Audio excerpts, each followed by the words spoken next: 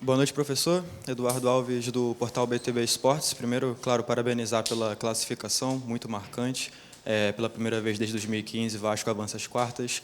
Sobre o jogo, não posso deixar de te perguntar sobre as mexidas que você fez no segundo tempo, que, na minha opinião, interferiram no desempenho da equipe, no quanto que ela pôde produzir. Queria que você comentasse um pouco sobre elas e também sobre o aspecto físico. O time mostrou muito desgaste. O que você pode passar para a gente, por favor?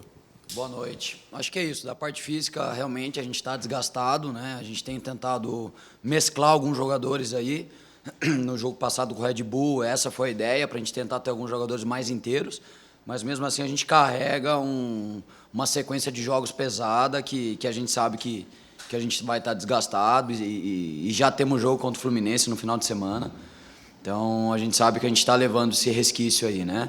Quanto às trocas, acho que a gente já estava sofrendo um pouco, a ideia era tentar dar um pouco de gás, né? De tentar controlar a bola, e a gente não conseguiu, né? As trocas não surtiram efeito, acho que o Atlético pressionou muito a gente não conseguiu ficar com a bola e foi um jogo que eles conseguiram chegar muito perto do nosso gol e a hora que a gente tinha a oportunidade de jogar ou de contra-atacar, a gente não teve a qualidade necessária ali para fazer acontecer, por isso que a gente carregou esse sofrimento até o final do jogo.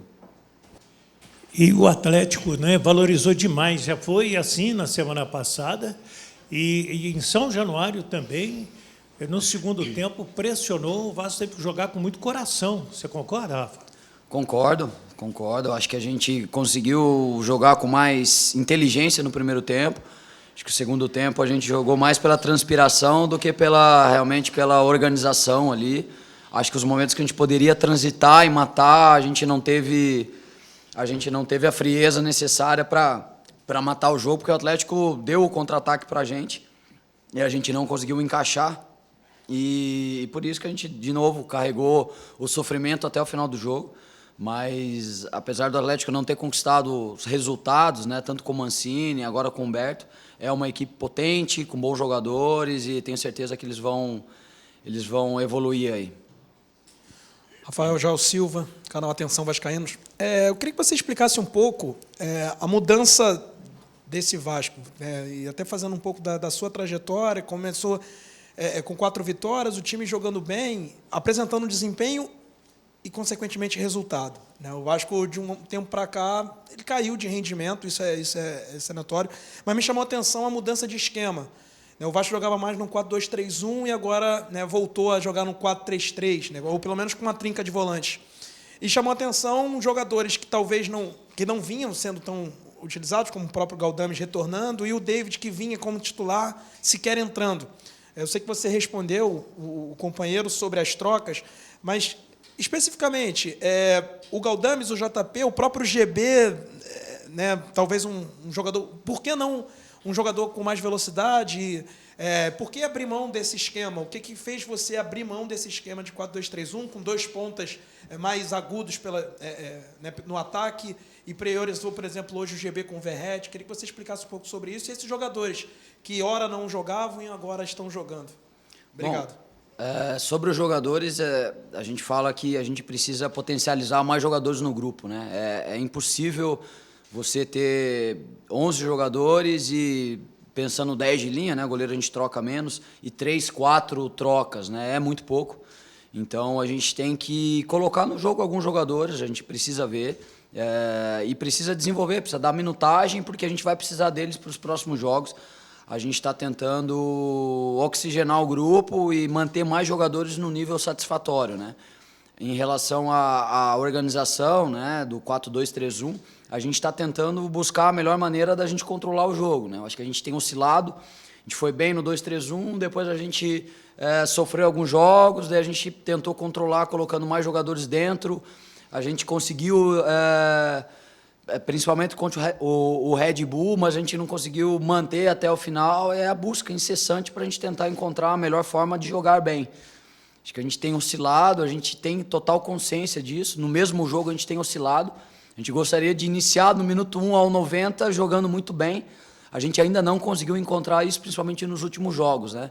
Então a gente está tentando, através de jogadores, de organização, de estrutura, tentar buscar esse jogo. E a gente vai em busca dele, de jogar bem do início ao fim.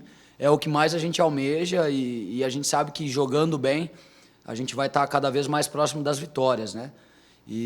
Mas a gente está oportunizando vários jogadores porque a gente sabe que esse segundo turno aí do Brasileiro, agora as quartas de final da Copa do Brasil, vai exigir que a gente tenha mais jogadores preparados para esse nível de jogo. Boa noite, Joel. Sérgio, do podcast Cosmaltino. O time fez um primeiro tempo bom, fez o gol no final, conseguiu pressionar, e no segundo tempo voltou todo recuado e parecia até um outro time. Como você falou, sofreu e sofreu muito. O que está acontecendo? Invariavelmente, isso vem acontecendo em jogos do Vasco quando está na frente do placar, recua muito. É isso, a gente cobra muito dos jogadores, de tentar jogar o tempo todo, né? E a gente não conseguiu no segundo tempo, né? A gente até tentou buscar algumas trocas para ter mais a posse, ter mais o controle do jogo. Acho que passa muito pelo também o mérito do adversário, né? Porque pressionou mais, correu mais risco, ficou mais alto. Eles deixaram a gente jogar um pouco mais no início do jogo e a gente conseguiu construir bem.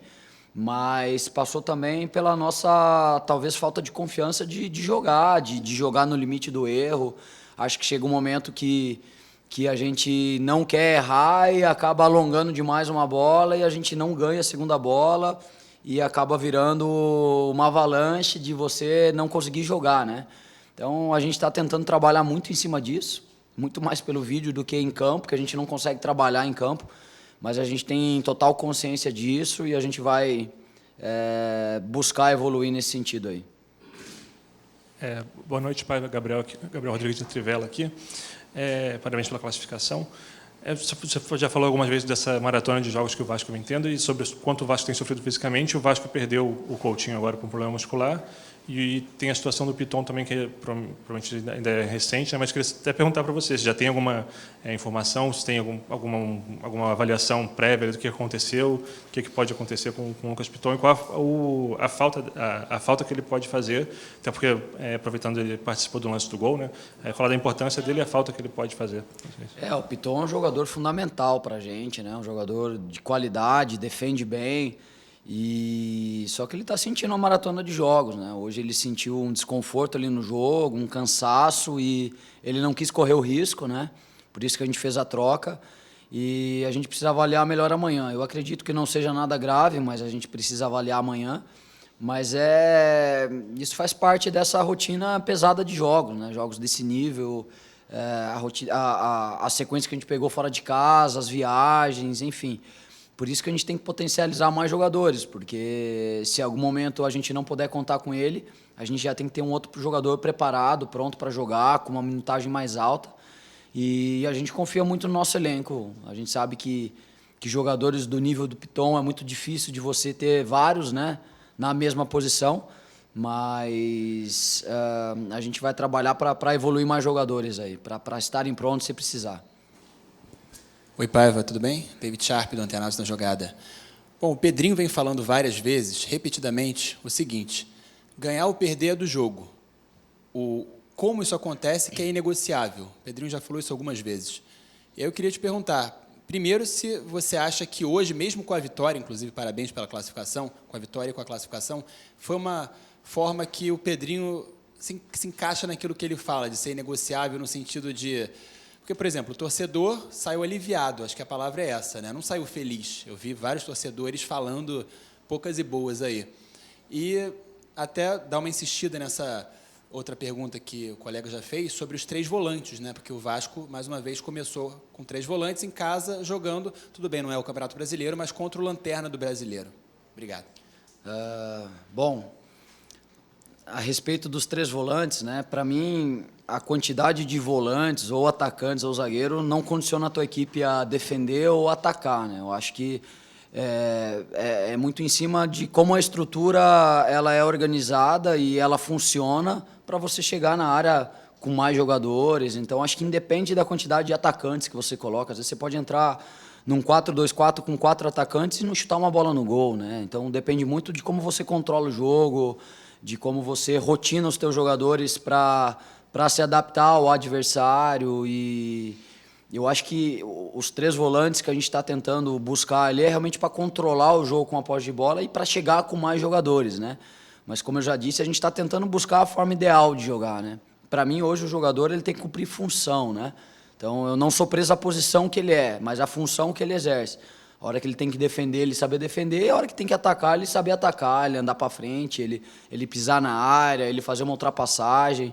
Então, acho que o futebol é muito mais em cima de função do que a posição, né? É o que eu acredito, né? Então, para mim, ter os 3 volantes não quer dizer que a gente vai defender ou tá numa postura defensiva. Pelo contrário, né? A gente quer sempre atacar, sempre buscar o gol. É o que eu acredito e é o que eu tento fazer. Independente se eu entro com 3 volantes, 4 atacantes, então eu não fico preso a isso, né? A respeito da forma de jogar, é isso. A gente tem oscilado, não gostaria de oscilar, mas a gente competiu, não tomou o gol, a gente se defendeu bem, o adversário chegou, a gente tem o Léo Jardim para fazer uma defesa difícil, é para isso mesmo que ele está lá e é o goleiro que ele é. Então, acho que para mim isso tudo faz parte do futebol, é o contexto de um jogo de mata-mata, é muito difícil você ganhar um jogo de 3, 4-0, 2-0, não deixar o adversário chegar no teu gol, porque o futebol é muito equilibrado no Brasil, né? Eu acho que ele é muito competitivo, muito equilibrado, e a gente, em alguns momentos, sofre mais do que gostaria, mas eu acho que faz parte do jogo, ainda mais um jogo de mata-mata, e a gente vai trabalhar sempre para tentar melhorar, para dar alegria para o torcedor, mas eu acho assim, a gente tem que levar daqui da noite de hoje é uma classificação que faz 9 anos que a gente não estava nessa fase, estar entre os 8, tá longe do Z4, não tão longe assim como a gente gostaria, mas a gente está evoluindo no Campeonato Brasileiro. Eu acho que é por esse contexto que a gente tem que tentar olhar e a gente está olhando dentro do nosso grupo. Paiva, Lineker Beyond, canal Mário Coelho Vasco, feliz pela classificação, preocupado por conta da performance. Eu queria voltar nesse assunto de que você acabou de falar que a função do atleta dentro de campo é muito mais importante que a própria posição dele. A gente viu contra o Red Bull Bragantino que você utilizou o Hugo Moura como um meia pela direita, né? O Sforza um meia pela esquerda e o Souza centralizado. Hoje você fez praticamente a mesma coisa com o Hugo Moura. E a gente sabe que as características desse jogador para essa função não funcionaria tanto como se ele fosse um primeiro volante. Queria entender o que você trouxe de um jogo que não deu certo contra o Red Bull Bragantino, repetir para esse jogo contra o Atlético Goianiense. E outra situação de jogo. Hoje você manteve até os 42 minutos do segundo tempo o Verratti e o GB à frente da linha dos meias e o Adson postado no contra-ataque, completamente desgastado fisicamente. O que você esperava sendo atacado pelo Atlético Goianiense esse período todo do segundo tempo, com esses jogadores que não têm função e características nenhuma de contra-ataque? Bom, primeiro, a entrada do GB foi para a gente tentar segurar mais a bola, né? Como a gente tinha 3 meias por trás, a gente queria segurar mais a bola no ataque para dar tempo dos jogadores chegarem, né? Como a gente não conseguiu controlar o jogo ali com a posse no meio, né? A gente optou mais pela bola longa e ficar brigando pela segunda, a gente não conseguiu controlar o jogo, né?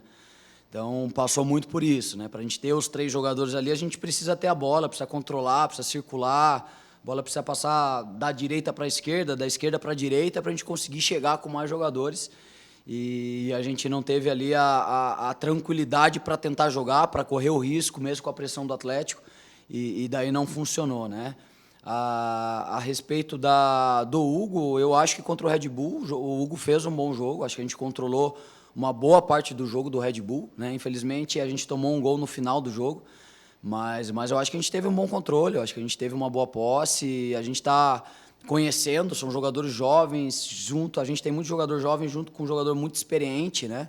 Mais velho, então a gente está tentando ver a liga melhor, a gente está tentando trabalhar para buscar a melhor forma de jogar, e a gente não vai parar de quebrar a cabeça aí para a gente buscar a melhor forma da gente encontrar o nosso jogo de novo, os melhores jogadores para jogar.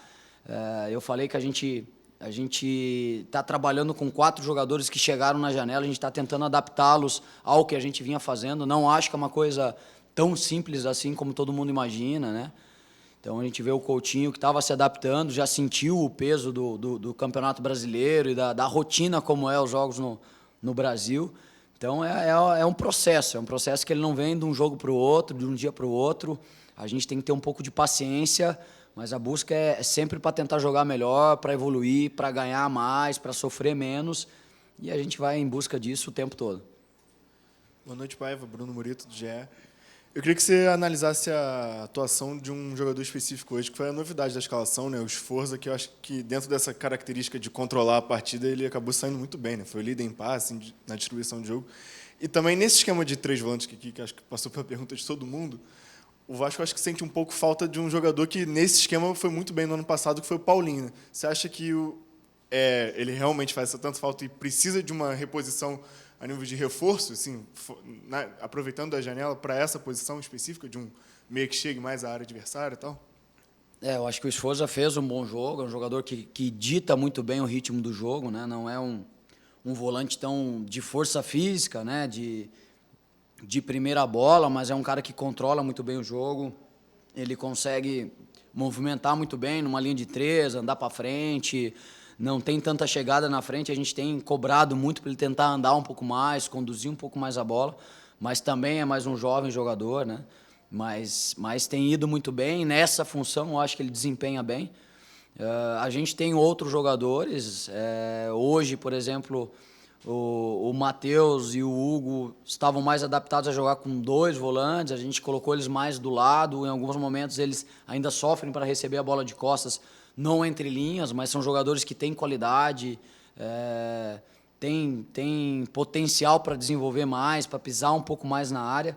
Então é uma construção, é um processo. A gente está tentando buscar a melhor liga ali para eles no meio.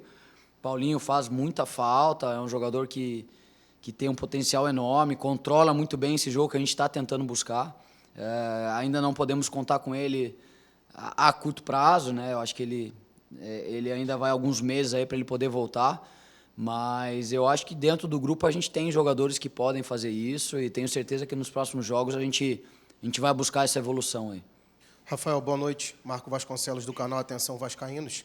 De sábado para cá, talvez o assunto mais comentado entre torcedores e tal, rede social, foi o Léo, o jogador mais comentado, o Léo Pelé, o zagueiro. E hoje, ao meu ver, fez um jogo muito correto. Soube, talvez, controlar essa pressão que existiu no último jogo. Você já teve até outros jogadores que passaram por isso. Como é que funcionou esse trabalho psicológico, anímico, com um jogador como o Léo, para que ele, de sábado para cá, viesse para um jogo decisivo, como foi, e suportasse e atuasse tão bem como ele atua? Eu acho que a nossa defesa ela é sempre muito contestada, né? Então, independente de quem entra ali, mas principalmente o Maicon e o Léo, né, tem um peso maior, eu acho, em cima deles, né? O Léo é extremamente profissional, é um jogador de um profissionalismo assim exemplar. Realmente ele falhou no lance do gol, né? Mas para o zagueiro uma falha, e para o goleiro também, né? Ela fica muito mais marcada. A gente tem errado também no ataque, no meio, nas laterais. Só que às vezes passa muito mais despercebido que um erro, né, de um zagueiro e de um goleiro. Mas o Léo é um jogador muito experiente. Eu acho que ele tá muito acostumado com essa situação, principalmente aqui dentro do Vasco, né? Mas a gente confia nele. Ele é um zagueiro rápido, é um zagueiro que gosta do combate físico, é um zagueiro que tem capacidade de conduzir a bola em velocidade. E ele sabe que ele joga no limite do erro. Estar no Vasco é jogar no limite do erro.